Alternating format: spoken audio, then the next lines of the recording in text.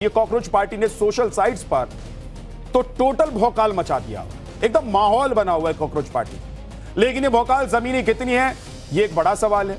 ये जो फॉलोअर्स का भारी भरकम नंबर दिखाई दे रहा है, इसके बारे में भी आज आपको बताने वाला हूं। क्या वो सही है या कहीं इसके पीछे कोई बड़ा खेल हो रहा है, ये भी आज आप जानेंगे। देख रहे बड़े बड़े सूरमा, बड़े बड़े धुरंधर कैसे कॉकरोच पार्टी के पीछे चलते हुए दिखाई दे रहे हैं। कॉकरोच पार्टी की पूरी कुंडली आपके सामने खोलने वाला हूं, लेकिन पहले यह बता देता हूं कि यह सब शुरू कहां से और कैसे हुआ। सोशल मीडिया पर कॉकरोच पार्टी को उतारने वाले अभिजीत दिपके का कहना है कि उन्होंने भारत के चीफ जस्टिस सूर्यकांत की युवाओं पर की गई टिप्पणी से आहत होकर यह पार्टी बनाई। दरअसल सुप्रीम कोर्ट की बेंच 15 जनवरी को वकील संजय दुबे की दिल्ली हाई कोर्ट के रजिस्ट्रार जनरल के खिलाफ दायर याचिका पर सुनवाई कर रही थी। याचिकाकर्ता सीनियर वकील का दर्जा पाना चाहता था। जस्टिस बागची ने सवाल किया कि क्या सीनियर एडवोकेट का टैग सिर्फ एक स्टेटस सिंबल है या फिर न्याय व्यवस्था में भागीदारी का एक जरिया भी है। सीजेआई सूर्यकांत ने तब कहा था कि कॉकरोच की तरह बहुत से युवा ऐसे हैं जिन्हें इस पेशे में रोजगार नहीं मिल रहा है, वो सोशल मीडिया और आरटीआई एक्टिविज्म चला रहे हैं। हजारों लोग ऐसे हैं जो काला चोगा पहनकर घूम रहे हैं, लेकिन उनकी डिग्रियों पर गंभीर संदेह है। बेंच ने यह भी कहा था कि दुनिया में हर कोई सीनियर बनने की योग्यता रख सकता है, लेकिन याचिकाकर्ता इसके हकदार नहीं है। जबकि सीजीआई की इस टिप्पणी पर विवाद बढ़ा तो उन्होंने इसे लेकर सफाई भी दी। उन्होंने कहा कि मेरी टिप्पणी खास तौर पर उन लोगों के लिए थी जो फर्जी और नकली डिग्रियों के सहारे वकालत जैसे पेशे में आ गए हैं। मीडिया, सोशल मीडिया और दूसरे सम्मानित पेशों में भी ऐसे लोग घुस आए, वो परजीवियों जैसे। सीजीआई की टिप्पणी का कॉन्टेक्स्ट कुछ और था, वो उस पर्टिकुलर केस के लिए था, ऐसा उनकी तरफ से आई सफाई में दिखाया गया, बताया गया। लेकिन कॉकरोच पार्टी बनाने वाले इसे अलग ही लेवल पर लेकर चले गए। 16 मई को अमेरिका में पढ़ने वाले अभिजीत दिपके ने एक्स पर गूगल फॉर्म शेयर किया। दिपके ने लोगों को मॉक पार्टी में शामिल होने के लिए रजिस्ट्रेशन करने को कहा और मजाक मजाक में ऑनलाइन सटायर के तौर पर कॉकरोच जनता पार्टी नाम से प्लेटफॉर्म शुरू कर दिया। इंस्टा और एक्स पर अकाउंट बना। इसका बकायदा एआई से वेब पेज भी बनाया गया। देखते ही देखते 100 घंटों में देश के इंटरनेट यूजर्स और युवाओं का बड़ा रिस्पांस मिल गया। ऐसा रिस्पांस मिला कि इस कॉकरोच पार्टी ने बीजेपी, कांग्रेस, आम आदमी पार्टी, टीएमसी सबको फॉलोअर की रेस में पछाड़ दिया। और जैसे ही इसने बीजेपी को इंस्टा फॉलोअर रेस में पछाड़ा तो इसे बनाने वाले अभिजीत दिपके ने अपने कॉकरोचों से बीजेपी को अनफॉलो और ब्लॉक करने की अपील कर दी। कमाल है, क्या क्या हो सकता है सोचिए। साफ, सिंपल, सीधी बात है। अब देखिए कि देश में कोई भी किसी तरह की अपील कर सकता है। ऐसे में अगर कोई वीडियो बनाकर नौकरी, रोजगार, सैलरी के नाम पर बीजेपी या किसी पार्टी को अनफॉलो करने की अपील करता है तो इसमें कोई खराबी नहीं है, इसमें शौक होने की जरूरत नहीं है। लेकिन अभिजीत दिपके को सुनकर यह भी लग रहा है कि उनका एजेंडा या उनकी दिलचस्पी लोगों की आवाज उठाने से साथ साथ बीजेपी के फॉलोअर घटाने में भी है। उन्हें सुनकर ऐसा भी लग रहा है कि वो चाहते हैं कि एक सोशल मीडिया प्लेटफॉर्म से बीजेपी को सपोर्ट करने वाले कम हो जाए। वैसे सोशल अपील का कोई फायदा नहीं हुआ, उल्टा बीजेपी के 1 लाख फॉलोअर और बढ़ गए।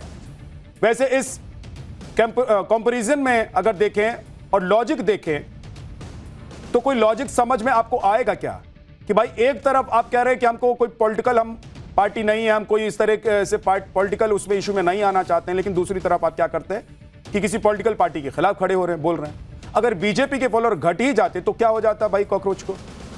या तो ये कॉकरोच पार्टी है जिसके फॉलोअर जो इतनी तेजी से बढ़ ही रहे हैं, तो इससे क्या हो रहा है? असल दुनिया किसी फोन की स्क्रीन या इंस्टा की रील से बहुत अलग है।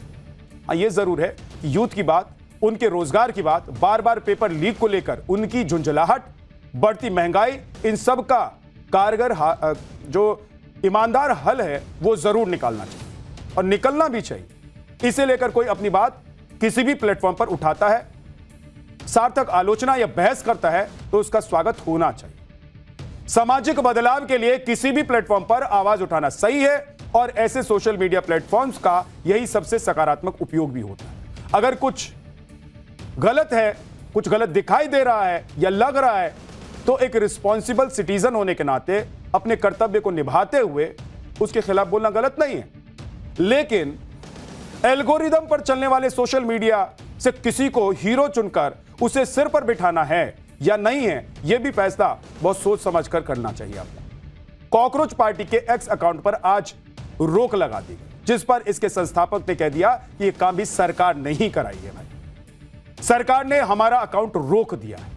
और इसके ठीक बाद कॉकरोच इज बैक नाम से एक नया अकाउंट बन गया, जिसके बायो में लिखा कॉकरोच नेवर डाई, यानी कि कॉकरोच कभी नहीं मरते। इतना ही नहीं, अभिजीत दीपके ने यह भी दावा किया है कि उनके इंस्टाग्राम अकाउंट को भी हैक करने की कोशिश हो रही है। कॉकरोच पार्टी का जो बनाने वाले अभिजीत दीपके सिर्फ 30 साल के हैं। मीडिया रिपोर्ट्स के मुताबिक Abhijit Dipke political communication strategic हैं, यानी वो नैरेटिव बिल्डिंग, पब्लिक मैसेजिंग और पॉलिटिकल ओपिनियन का डिजिटल मीडिया पर प्रभाव बताने के स्पेशलिस्ट भी। अभिजीत ने पुणे से जर्नलिज्म में ग्रेजुएशन भी की है और अभी अमेरिका के बोस्टन यूनिवर्सिटी में पब्लिक रिलेशन की पढ़ाई कर रहे हैं। और सबसे अहम बात, अभिजीत दीपके 2020 से 2023 के बीच अरविंद केजरीवाल की आम आदमी पार्टी के सोशल मीडिया और चुनाव अभियानों से जुड़े रहे। वो आम आदमी पार्टी की कम्युनिकेशन टीम का हिस्सा रह चुके हैं। आम आदमी पार्टी के नेता मनीष सिसोदिया के साथ उनकी पुरानी तस्वीर देख लीजिए, ये शेयर हो रही है तस्वीर। अरविंद केजरीवाल के बारे में लिखते हुए अभिजीत ने पोस्ट किया था कि दुनिया की सबसे बड़ी पॉलिटिकल पार्टी को घुटनों पर सिर्फ अरविंद केजरीवाल हिला सकते हैं।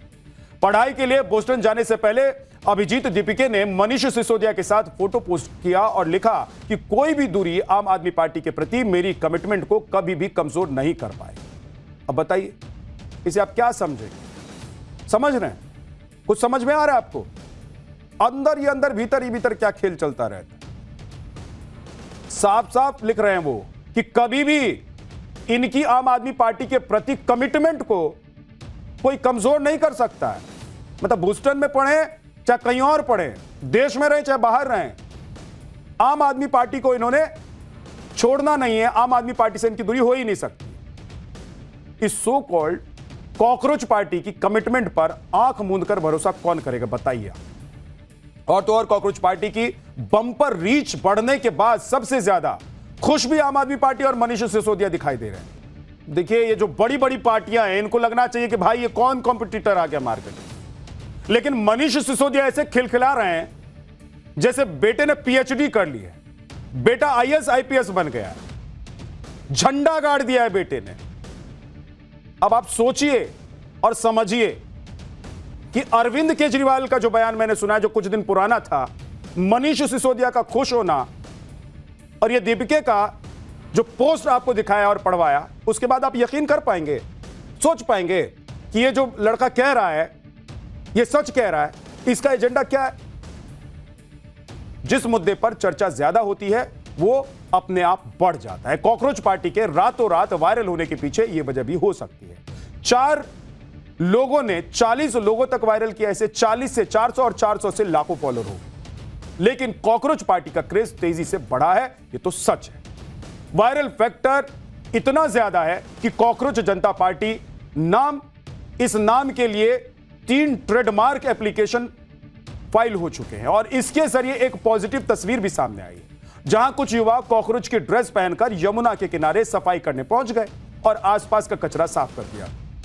कॉकरोच पार्टी की चर्चा सियासत में भी इतनी तेजी से फैल रही है कि सुहेलदेव भारतीय समाज पार्टी के विधायक मजाक मजाक में अब कॉकरोच पार्टी से चुनाव लड़ने की बात कह रहे हैं। सोशल मीडिया पर एक मजाक के तौर पर शुरू हुई कॉकरोच जनता पार्टी के पीछे अब विपक्ष के नेता, फिल्मी सितारे और सेलिब्रिटीज भी चल पड़े। कॉकरोच जनता पार्टी के ऑफिशियल इंस्टाग्राम पेज को मशहूर सेलिब्स फॉलो कर रहे हैं। इस लिस्ट में कई नाम हैं, जैसे कि film maker Anurag Kashyap, actress दिया मिर्जा, कोंकणा सेन शर्मा, ईशा गुप्ता के अलावा कई दूसरे टीवी कलाकार भी इसमें शामिल हो गए। मतलब यहां भी फॉलोअर्स की लिस्ट में ज्यादातर वो नाम हैं जिसमें से कई पहले ही मोदी सरकार के प्रखर आलोचक रह चुके हैं।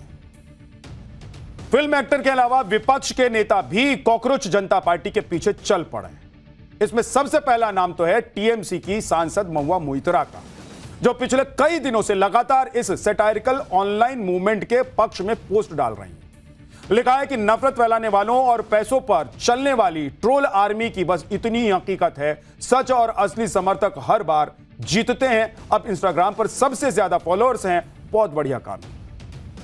अब सोचिए कि जो काम पूरे विपक्ष को अच्छा लग रहा होगा और जो काम विपक्ष को मजा दे रहा होगा, जिस काम के लिए पहले से ही विपक्ष के नेता फील्डिंग और बैटिंग कर रहे थे और वो काम चल गया है, तो खुशी कितनी होगी। और आप सोचिए कि ये सब जो हुआ है ऐसे ही हो जाता है।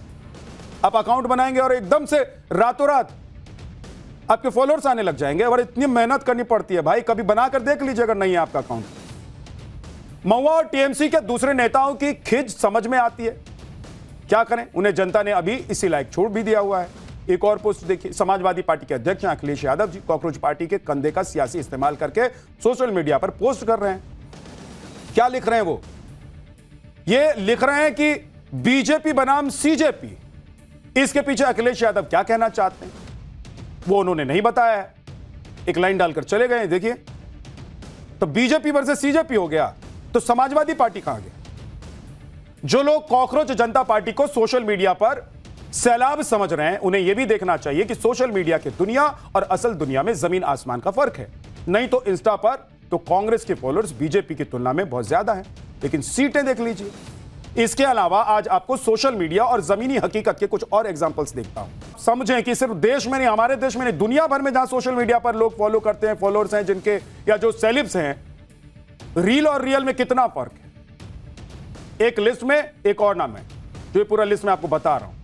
अमेरिकी मशहूर सेलिब्रिटी कान्ये वेस्ट का नाम भी है इस लिस्ट में। उन्होंने 2020 में राष्ट्रपति का चुनाव लड़ा था। लगभग इंस्टा पर 2 करोड़ और एक्स पर 3 करोड़ फॉलोअर्स हैं, लेकिन इन्हें चुनाव में करीब 70,000 वोट ही मिले और 8 करोड़ वोट से हार गए। सिर्फ 70,000 वोट मिले, 8 करोड़ वोट से हार गए। यह है भाई साहब रील की दुनिया, सोशल मीडिया की दुनिया और रियल दुनिया।